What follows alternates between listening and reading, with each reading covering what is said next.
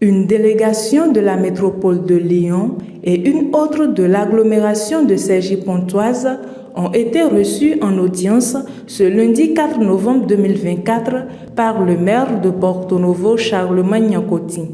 Plusieurs points ont fait l'objet de leur tête-à-tête. Le but de ce déplacement des partenaires, c'est toujours dans le souci d'accompagner notre ville, parce que vous n'êtes pas sans savoir également que grâce à ces partenaires, nous avons piloté le projet Porto-Novo Ville Verte jusqu'à son terme. Mais depuis, nous avons engagé d'autres réflexions de nouveaux projets et c'est pour la concrétisation de ces projets que la délégation elle est là pour préparer ces nouveaux projets.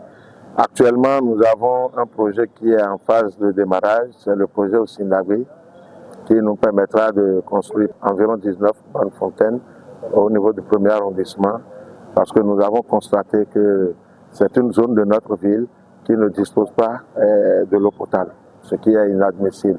Mais au-delà de tout ceci, nous sommes en train de travailler avec la métropole de Lyon en ce qui concerne la végétalisation, l'élagage, parce que c'est vrai, et quand on observe nos arbres, c'est des êtres humains aussi.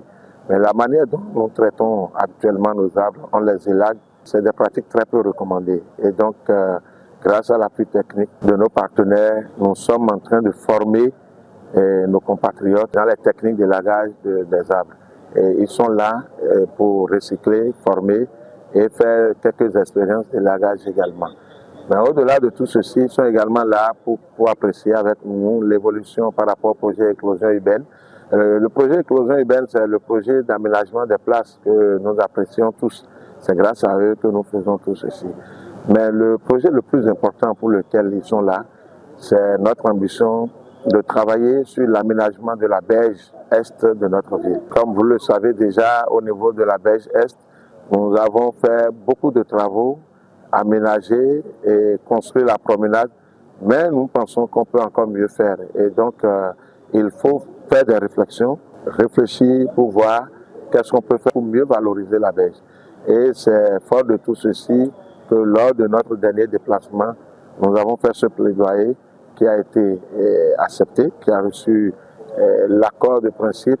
Et pour cette raison, une équipe technique est envoyée pour venir déjà apprécier, prospecter et commencer par réfléchir sur le contenu des thèmes de référence par rapport à ce nouveau projet que nous envisageons. La coopération de la métropole de Lyon est une coopération assez ancienne puisqu'elle a démarré en 1999. C'est une longue histoire de collaboration menée entre nos deux villes et que nous essayons de faire vivre au-delà des alternances politiques, au-delà des contingences que nous pouvons connaître dans nos collectivités au nord comme au sud. Et nous sommes aujourd'hui très fiers de voir que cette coopération, après plus de 25 ans de relations, s'inscrit dans la durée et qu'elle se renforce au fil des années.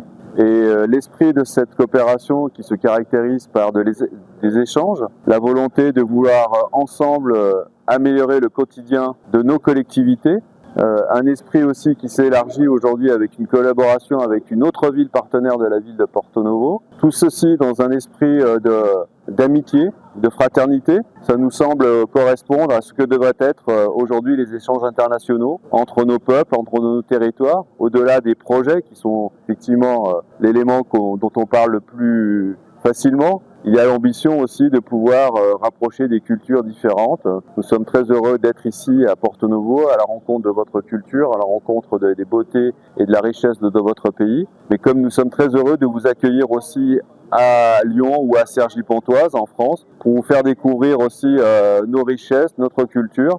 Et c'est en cela que nous pensons que nous pouvons, en confrontant les échanges de nos deux cultures différentes, nous pouvons bâtir un monde plus solidaire, plus fraternel et en tous les cas qui a l'ambition de mieux se comprendre pour participer au développement de l'avenir. Profitant de l'occasion, le maire a également salué les élus et techniciens de ces différents territoires pour leur soutien indéfectible dans la concrétisation de leurs souhaits. Et les membres de ces délégations sont sortis ravis de cette séance d'échange.